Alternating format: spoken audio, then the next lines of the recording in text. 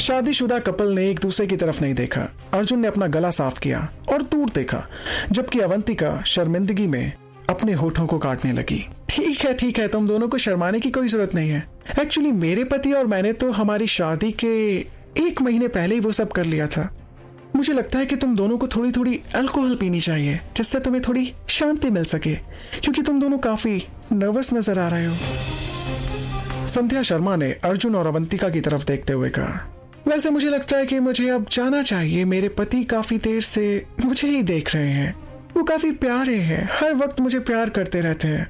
वैसे अर्जुन, जब भी तुम्हारी ये प्यारी सी पत्नी मेरी कंपनी चाहे तो तुम मुझे बुला लेना, बेझिझक। तभी रूम में तालियों की आवाज गूंज उठी, क्योंकि होस्ट ने पोडियम से सभी लोगों को गाला में आने के लिए धन्यवाद दिया।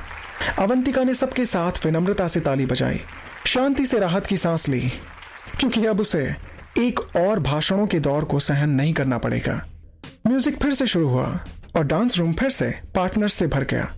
लाइट डिम थी और वायलिन और पियानो की आवाज पूरे एरिया में फैल रही थी। अवंतिका ने हैरानी से देखा कि कपल खुशी में झूमते हुए म्यूजिक पर डांस कर रहे थे। अर्जुन ने अपनी कुर्सी को वापस धक्का दिया और एक हाथ अवंतिका को पेश किया। एक बार फिर उसे डांस फ्लोर की तरफ इशारा किया। एक छोटी सी मुस्कान के साथ अवंतिका ने उसके ऑफर को स्वीकार किया और अपनी सीट से उठकर उसके साथ डांस फ्लोर पर जाने लगी। और फिर सबने देखा कि किस तरह उस पार्टी में मौजूद एक इंसान ने अपने घुटनों पर बैठकर अपनी डेट को प्रपोज किया। उस लेडी की आंखें आंसुओं से भरी हुई थी। उसने अपना बायां हाथ आगे बढ़ाने से पहले खुशी से अपने मुंह को ढक लिया। वाओ, ये कितना रोमांटिक है ना अर्जुन, अवंतिका ने कमेंट किया और अपने पति के साथ म्यूजिक पर धीरे धीरे थिरकना शुरू कर दिया। Well, I am sorry Avantika कि मैं तुम्हें कभी इतने अच्छे से प्रपोज नहीं कर पाया। अवंतिका ने अपना सिर हिला दिया। अर्जुन, मुझे इससे कोई फर्क नहीं पड़ता। हमारे पास अभी क्या है ये मायने रखता है। अर्जुन की आंखें अवंतिका के चेहरे पर उमड़ पड़ी, जिससे उसके होंठ मुस्कुराने लगे। उसका हाथ ऊपर उठा और अवंतिका के चेहरे को उसने सहलाया।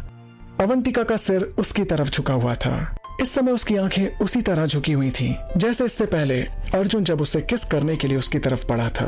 एक बार फिर से अर्जुन उसकी तरफ बढ़ा। तेरे मेरे दरमियां ये रिश्ता न जानो, दिल में बसा के तुझे सबसे छुपा लो।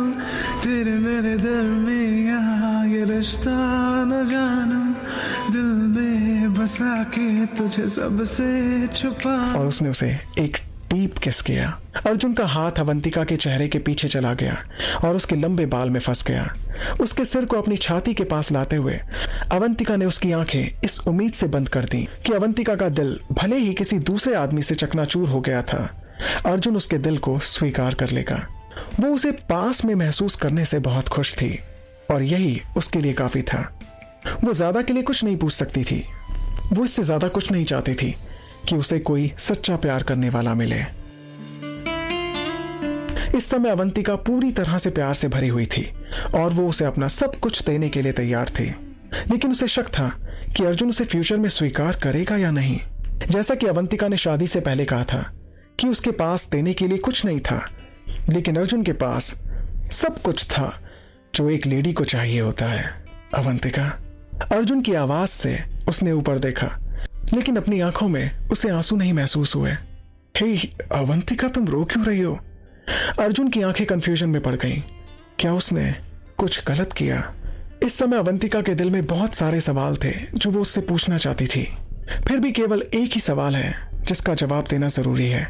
इससे पहले कि वो अपना दिल दे पाती, उसे कुछ पता होना चाहिए था कि अर्जुन भी उससे प्यार करता है या नहीं, और क्या उसके दिल में भी अवंतिका के लिए सेम फीलिंग्स हैं जो अवंतिका के दिल में है।